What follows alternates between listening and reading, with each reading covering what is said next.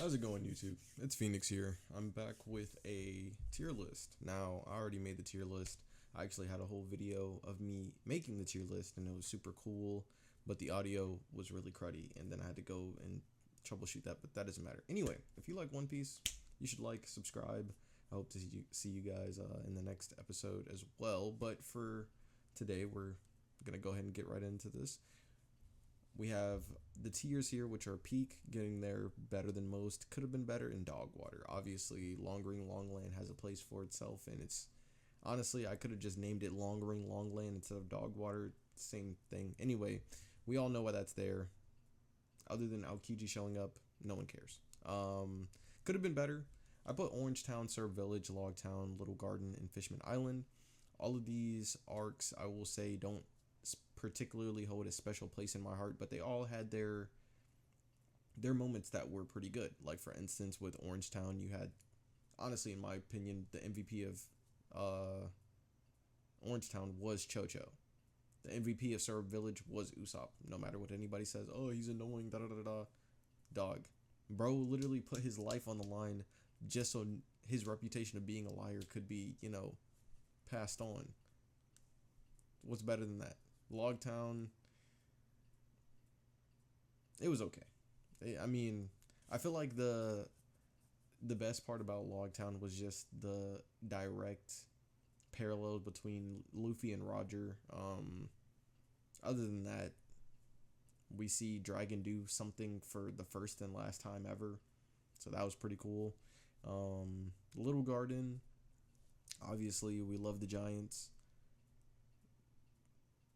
but we don't love Mister Three. I mean, he has his moments where he actually is useful, but it was okay. Fishman Island, obviously, Hody sucks. But Otahime, we love Otahime. Hey, she served a great purpose. We loved her. But then, better than most, we have Reverse Mountain and Punk Hazard. I feel like Punk Hazard is really good as a Law fan. However, it does have some lackluster, just all around. Because it was literally just setting up everything that was about to come. So, like, it's to be expected. Same thing with Reverse Mountain. I mean, Laboon's backstory, seeing, cute little whale trying to, get back to his family, Can't be mad at that. But, it was better. I should have said better than some, not better than most, because it was not better than most. But anyway, getting there, getting to peak. We were on the cusp of peak here, which was Thriller Bark, Baratie, Drum Island, Amazon Lily, Return to Sabaody, and Zoe. With Thriller Bark, I, in my personal opinion, think it's one of the funniest arcs of all of One Piece. Granted, Moria, who cares? But like, just the humor in Thriller Bark was great, and then obviously nothing happened. It was one of the greatest moments in pre-time skip. It's just insane. And Nightmare Luffy, and also obviously back to like the humor part, the docking. One of the funniest moments in early One Piece. It's so funny. Never ask me to do that again. Like it's so good. But the Baratie, I love Sanji. Sanji's introduction is like one of the best introductions in my opinion. Obviously, Nami's not introduced in Arlong Park, but her arc is better than Baratie. But Sanji has the best introduction in my opinion. He just does. Drum Island, we love Chopper. My little perk popping reindeer. Bro goes crazy, but I don't care for Wapple. I just don't. But his backstory was great. The cherry blossoms, Hyla Rook, we loved all of that. It was getting the peak. It was almost there, but it had a Wapple. So close. Amazon Lily. Amazon Lily's really good just due to like the plot devices and like us learning a little bit more about hockey and the slavery and all this stuff that's going on with the celestial dragons, and it's literally an island full of women. Sanji would love that. It was good. It was good. Return to Sabaody, so close to peak. Honestly,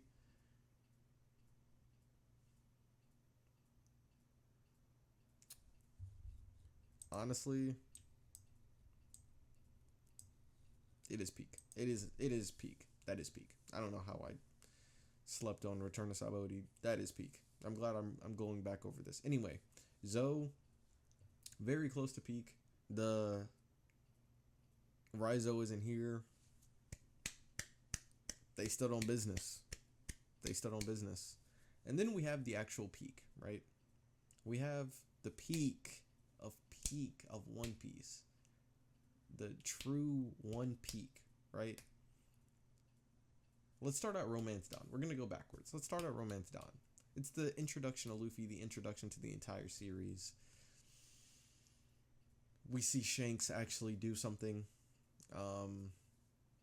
Wasn't much, but he looked at a fish and the fish ran very fast. So, he's very scary, apparently. But, yeah, that was great.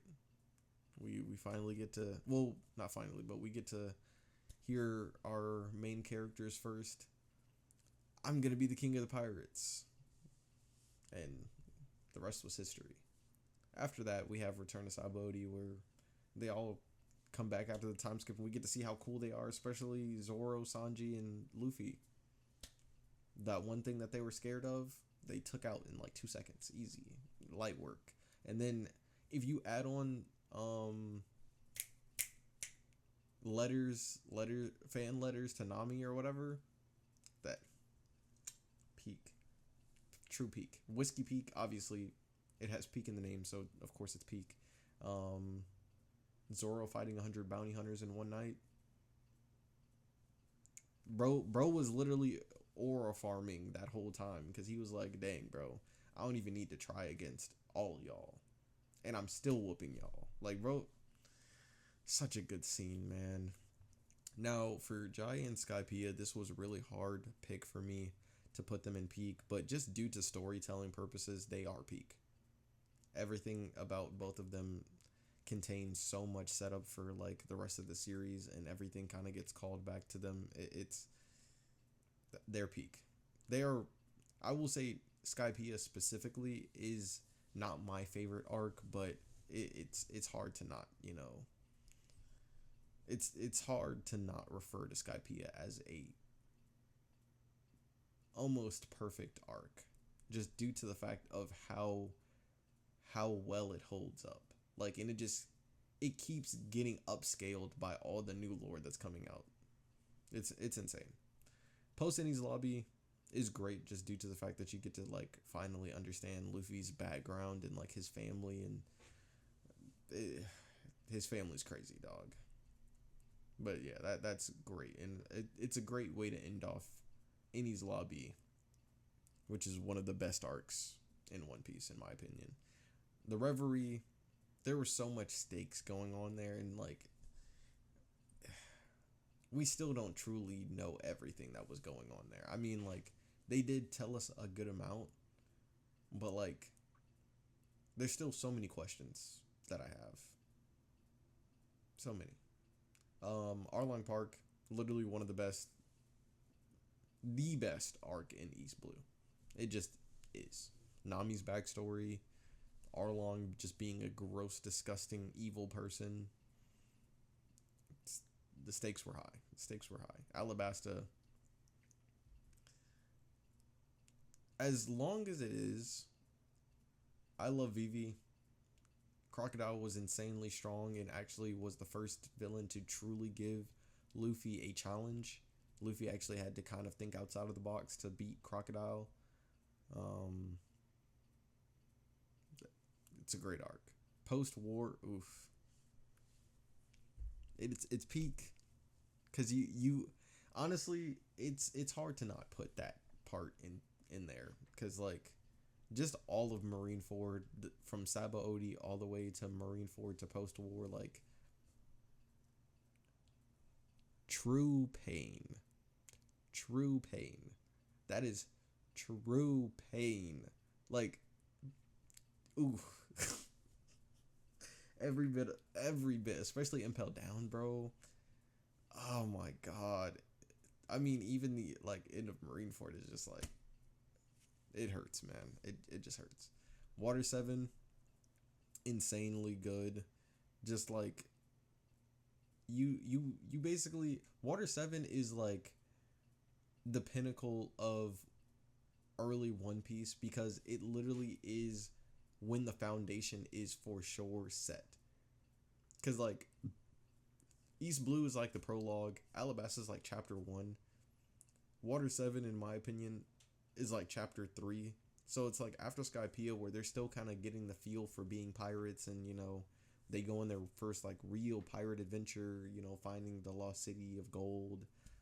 And then you get Water 7 where they're like morals and like things are put to the test in Water 7. Like their friendship, their morals, like everything is put to the test at Water 7. It's like, are we going to be real pirates, or is this where our journey ends? Like that's basically how it goes, and it's heat. Whole Cake is like Water 7 again, but like if the stakes were again even higher, because now they're going up against a Yonko, like an Emperor of the Sea. Like, bro, you're in their territory, and like they're dangerous people. It went hard. Dressrosa, dog. Hey man, all I can say is Rhino Schneider. Bro got double kicked to the face. He did not see it coming. And my goat was introduced. Well, one of my goats. My other goat, Law, was introduced at Sabaody. But my other goat, peak cinema. Enies Lobby, peak cinema. That honestly goes without saying. I want to live. Bro, it goes without saying. Anyway, Wano. If you know, you know. If you know, you know. Because I can hear them. The drums. Peak. Peak cinema. It's peak. And then Egghead is probably the best all in all arc of One Piece other than Elbaf, because Elbaf will surpass it. 1138, bro. That's one of my favorite chapters of anything I've ever read in my entire life. I do not care. I don't care if I'm glazing. I don't care if y'all call me a glazer. I do not care. 1138 is the best chapter I've ever read in my life. The world building, bro. It's like 1138, and then the chapter at the end of Egghead where they show my goat, or my soon-to-be goat, whenever we get his backstory. Those two are both the same level of, oh my god, I need more right now. Give me more. Okay, let me chill. All right. Yes. This is my tier list, though. If you guys think that I suck at tier lists and I should never rate again, go ahead and leave a comment. Flame me in the comments. I really don't care. I look forward to seeing you guys' roast. And if you guys liked my tier list and think I should rank other arcs and other series that I've seen, leave a like, leave a comment, subscribe, and I hope to see you guys in the next one.